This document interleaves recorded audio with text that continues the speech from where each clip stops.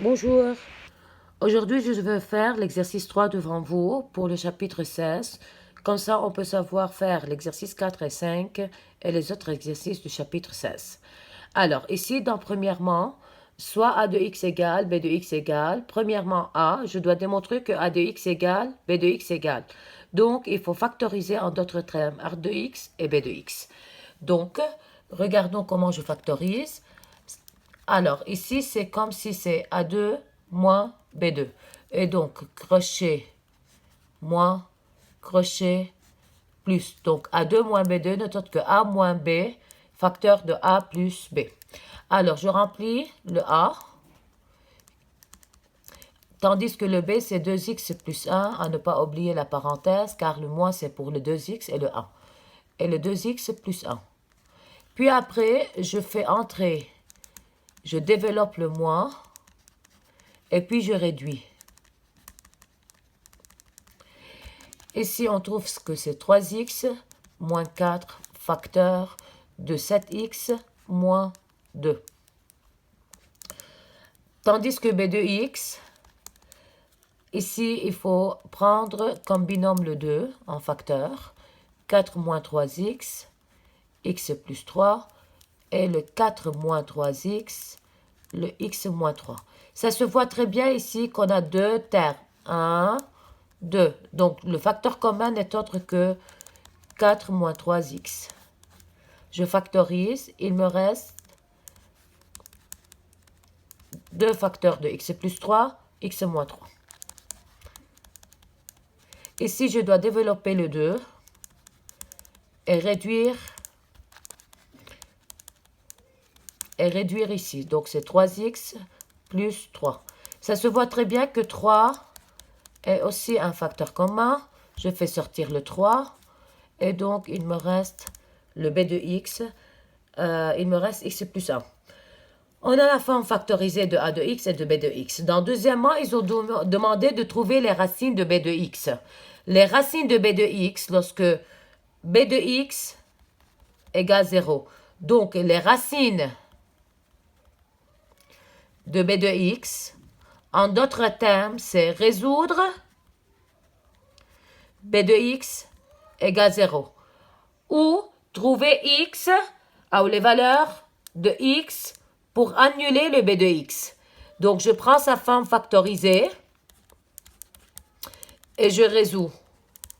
C'est 4 moins 3x égale 0 ou x plus 1 égale 0. On écrit 3 différents que 0, donc je ne prends pas le 3. Et je continue. C'est moins 3x égale à moins 4, x égale à 4 tiers et x égale à moins 1. Donc, on a ici deux solutions pour annuler b de x.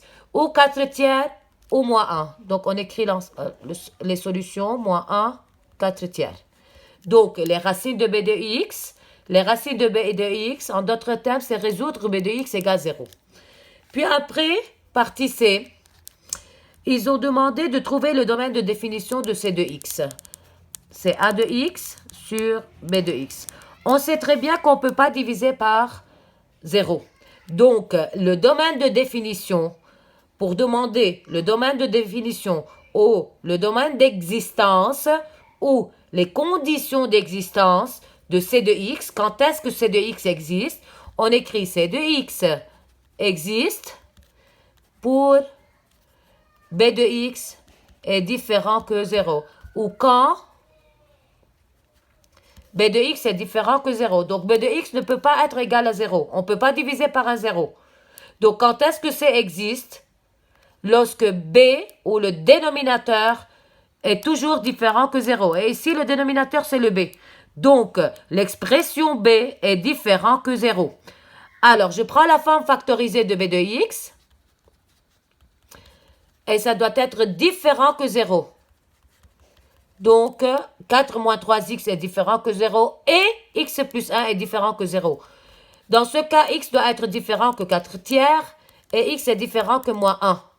Donc, le domaine de définition de c de x ou le domaine d'existence de c de x, quand le dénominateur, qui est le b de x, est différent que 0, donc x est différent que 4 tiers et x est différent que moins 1.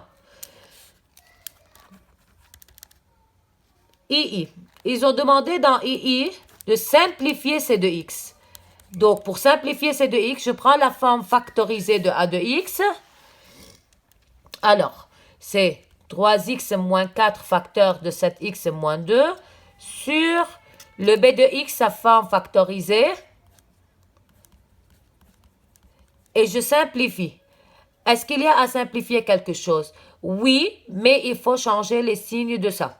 Et donc, regardons comment. C'est 3x moins 4, 7x moins 2 sur moins 1 fois 3x moins 4 fois 3 fois x plus 1. Et ça se voit très bien, c'est qui le commun pour les simplifier. Et donc, la réponse finale, c'est 7x moins 2 sur moins 3 fois x plus 1. Donc, toujours, il faut simplifier les c de x si on a des facteurs à simplifier. Mais, avant de simplifier, on n'a pas le droit de simplifier si on ne fait pas le domaine d'existence.